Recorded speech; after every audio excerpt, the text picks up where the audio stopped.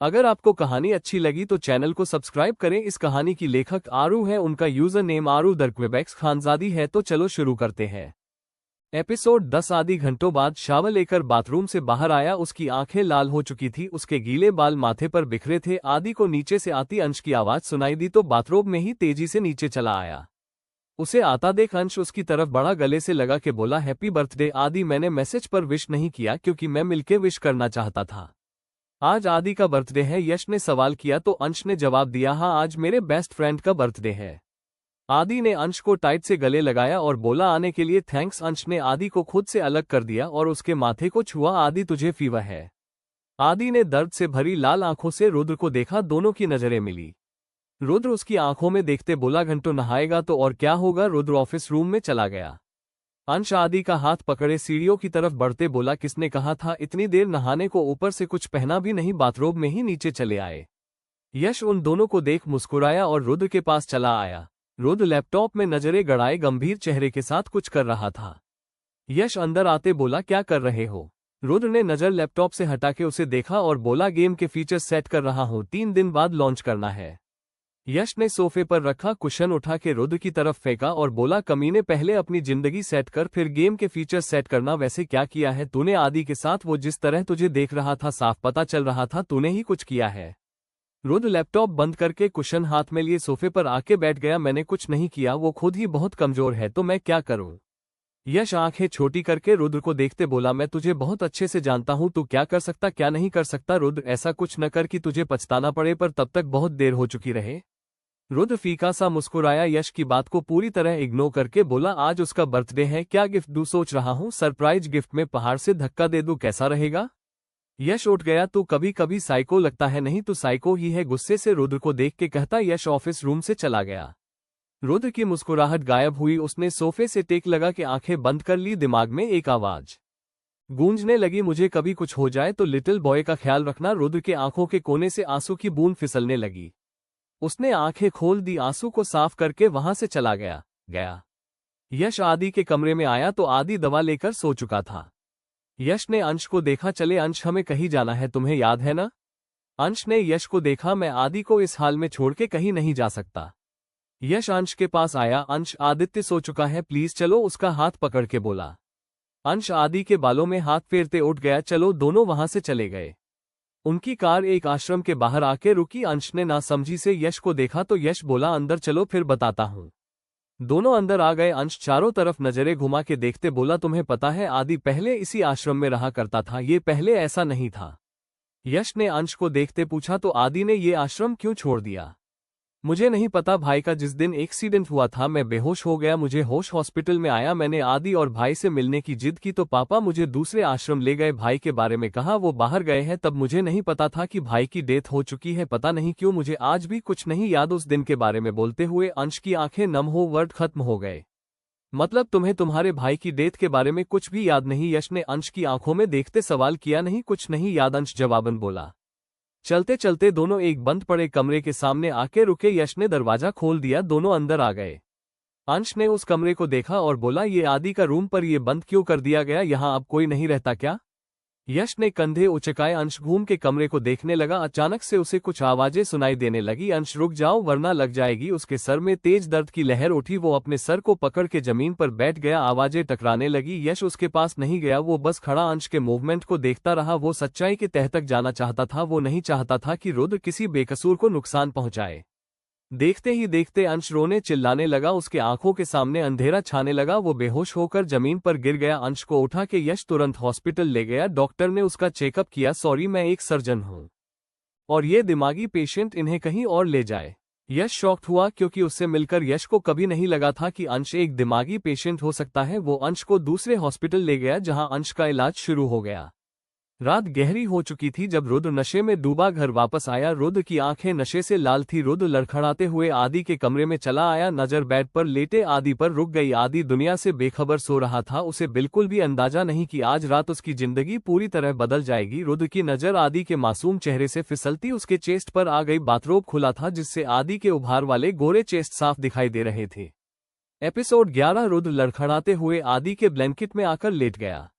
रात के न जाने किस पहर आदि की आंख खुली ब्लैंकेट में किसी के होने के एहसास से आदि उठकर बैठ गया।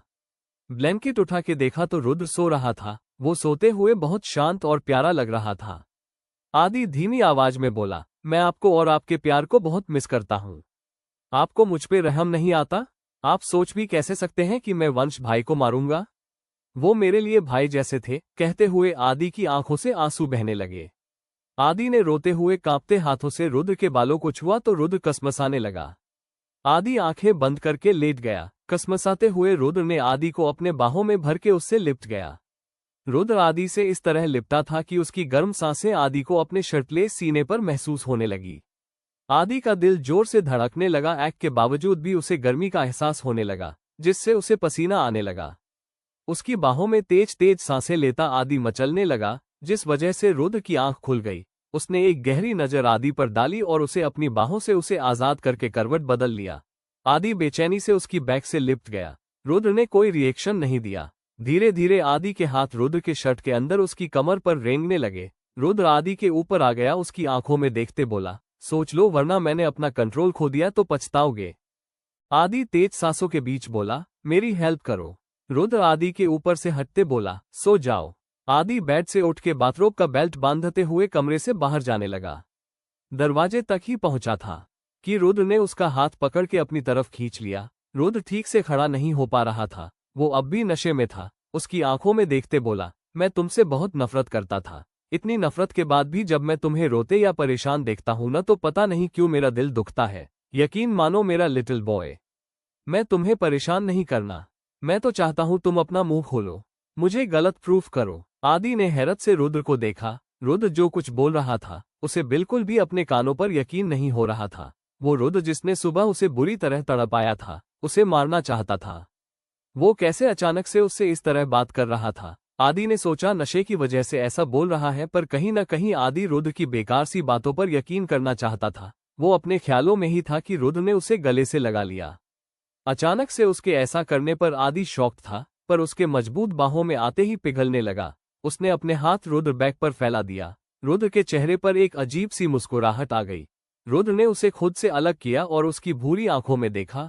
आदि मासूमियत से पलकें झपकाने लगा। रुद्र ने उसके होठों को अपने होठों में जकड़ लिया। उसके मुंह में अपनी जीभ डाल के उसे किस करने लगा।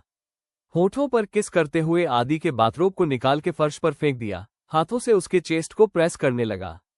आदि आहें भरने लगा। रुद्र ने उसे किस करते हुए गोद में उठा के बेड पर लिटा दिया। खुद उसके ऊपर आ गया। एक एक करके रुद्र ने अपने सारे कपड़े उतार दिए। घंटों दोनों एक दूसरे में खोए रहे। थकान ज्यादा होने पर दोनों सो गए। सुबह आदि की आंख फोन बजने से खुली। उसकी बॉडी में बुरी तरह दर्द हो रहा था। बड़े मुश्किल से हाथ बढ़ा के बिना देखे उसने कॉल रिसीव करके कान से लगा लिया। आपको याद है न क्या करना है? दूसरी तरफ से कहा गया। आदि ने कान से फोन हटा के देखा तो रुद्र का फोन था। उसने वापस से कान से लगा लिया कुछ बोलना चाहता, पर दूसरी तरफ से कुछ कहा जाने लगा। पहले उसकी कमजोरी का फायदा उठाना, इमोशनल ब्लैकमेल, फिर उसकी बातें मानना। जब लगे वो आपसे अटैच हो चुका है, आप पे भरोसा करने लगा, तो उसका भरोसा तोड़ देना। इससे उसका दिल भी टूटेगा, वो भी टूट जाएगा। आप सुन रहे हैं ना? दूसरी तरफ से कहा गया। आदि को अपने कानों पर यकीन नहीं हुआ। उसने कॉल कट करके फोन रख दिया। फटी फटी आंखों से साथ सो रहे रुद्र को देखने लगा। कुछ ही मिनट बीते थे कि रुद्र का फोन फिर से बजने लगा। इस बार रुद्र की आंख खुल गई। आदि को देख के मुस्कुराया और बोला, फोन उठा दो लिटिल बॉय। आदि फीका सा मुस्कुराते हुए फोन उठा के रुद्र को दे दिया। रुद्र ने देखा तो यश कॉलिंग के वर्ड जगमगा रहे थे। कॉल रिसीव करके फोन कान से लगा लिया। रुद्र, मैंने तुझे एक लोकेशन भेजी है, तू जल्दी वहीं पहुंच। दूसरी तरफ से यश बोला। ठीक है, आधे घंटे में आता हूं। रुद्र ने कॉल कट कर दिया।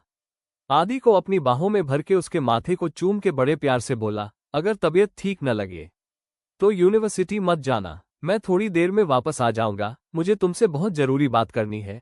कहके रुद्र उठ गया, जमीन पर पड़े आदि के बाथरोब को पहन के कमरे से बाहर चला गया। उसके जाते ही आदि के आंखों में ठहरी नमी उसके गालों पर फिसलने लगी। उसका दिल टूट गया। आदि फूट फूट कर रोते हुए बोला, आप मुझसे इतनी नफरत क्यों करते हैं? आप जान के मेरे कमरे आए थे, आपको अच्छे से पता है मेरी कमजोरी का। रोते रोते आदि की हिचकियां बन गई। To be continue. क्या लगता है आपको, क्या होगा आगे इस कहानी में? हाथी को रुद्र पर भरोसा है और रुद्र कौन सा नहीं चाल चल रहा है? कमेंट कर बताना ना भूलें और मेरे चैनल को सब्सक्राइब करें, वीडियो को लाइक करें।